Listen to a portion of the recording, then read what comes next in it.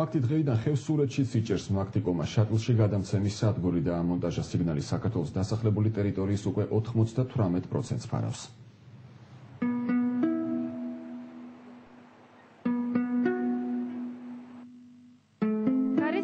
მოწყვეტილი უძველესი ციხე-ქალაქი ბელგიელი და ფრანგი ტურისტების ფოტოობიექტივში სხვადასხვა რაკურსით ხდება. პირიქითა ხევსურეთის უძველეს სოფელში შატილში ტურისტული სეზონის ციებ-ცხელებაა. კლდეზე შეფენილი ციხე-ქალაქი შატილობის დღესასწაულისთვის ემზადება.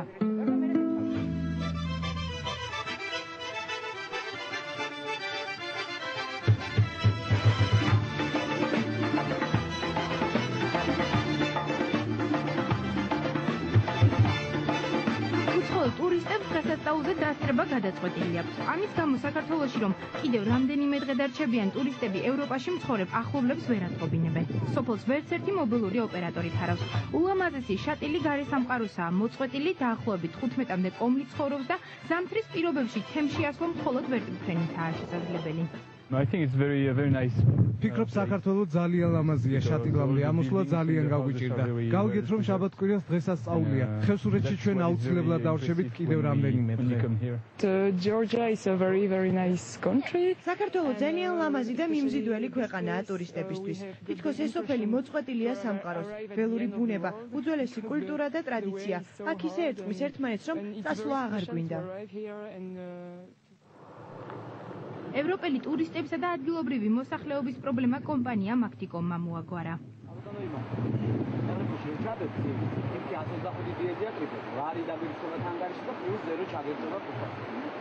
მაქტის ოპერატორები ხევსურებს სიმბარათების ინსტრუქციას აცნობენ.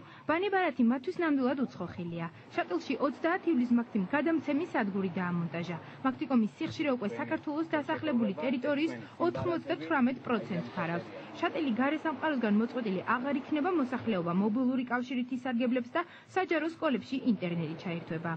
შატილის მოსახლეობას უკვე საშუალება ეძლევა დანარჩენ საქართველოს და მთელ მსოფლიოს დაუკავშირდეს მობილური საშუალებით. მაქტიკომი ყოველთვის პირველი იყო საქართველოს მაღალმთიან და ძნელად მისასვლელ რეგიონებში მობილური კავშირის უზრუნველყოფის საქმეში. ჩვენი გადამცემის სადგურები დამონტაჟებულია მაღალმთიან რაიონებში, როგორც არის ზემო სვანეთი, ზემო აჭარა. პრობლემა რა თქმა უნდა იყო, როდესაც არ არის კომუნიკაცია, ყველანაირად უკანწევს საერთოდ ადამიანის ცხოვრებას. ამის მერე მაქტის წყალობით ძალიან მნიშვნელოვნად შეიცვლება. ქვიტკირით, რიყის ქვით, ნაშენი კოშკური და კალოიანი სახლები შატილის ზღვის დონიდან 1400 მეტრზე არღუნის ხეობაში ტერასულადაა გაშენებული. სოფელი საუკუნეების განმავლობაში საქართველოს ჩრდილოეთ საზღვრებს დარაჯობდა. სოფელი შატილი დაახლოებით 1 ჰექტარზეა გაშენებული. მთლიანად აკონტროლებს არღუნის ხეობას, ჩეჩენ-ინგუშეთიდან და დაღესტნიდან გადმოსასვლელს. ოდითგანვე იყო მნიშვნელოვანი სტრატეგიული ობიექტი, მათ შორის თამარ მეფის დროს. ეს კი უკვე ის ადგილია, სადაც უხუცესი ხევსურები იკრიბებიან და ლუდის ხარშვის ტრადიციას არ ღალატობენ. ამ ადგილს ლუდს სახარშამდე მივყავართ. აქ კი უკვე ქალების გასვლა არ შეიძლება. ხევსურები უძველესი დროიდან ლუდს საკუთარი ტექნოლოგიებითა და განსაკუთრებული გემოვნებით ხარშავენ. სოფელში გადაწყვეტეს, რომ შატილობის დღესასწაულისთვის 9 ტონა ლუდი ძველი ტრადიციებით მოიხარშოს. ის რომ ქალის ფეხი ამ ადგილზე არ ხვდება ფაქტია, თუმცა ლუდის ხარშვის პროცესში მონაწილეობაც მხოლოდ რჩეულთა ხვედრია. აქ ლუდს სახარში ყოფნა თემში დამსახურების მიხედვით განისაზღვრება. ტურისტებისთვის ესეთი რაღაცები არის ძალიან მიმზიდველი და ჩვენ ვცდილობთ ამ ტრადიციების არ დავიწყებას და ამ ტრადიციების პოპულარიზაციას.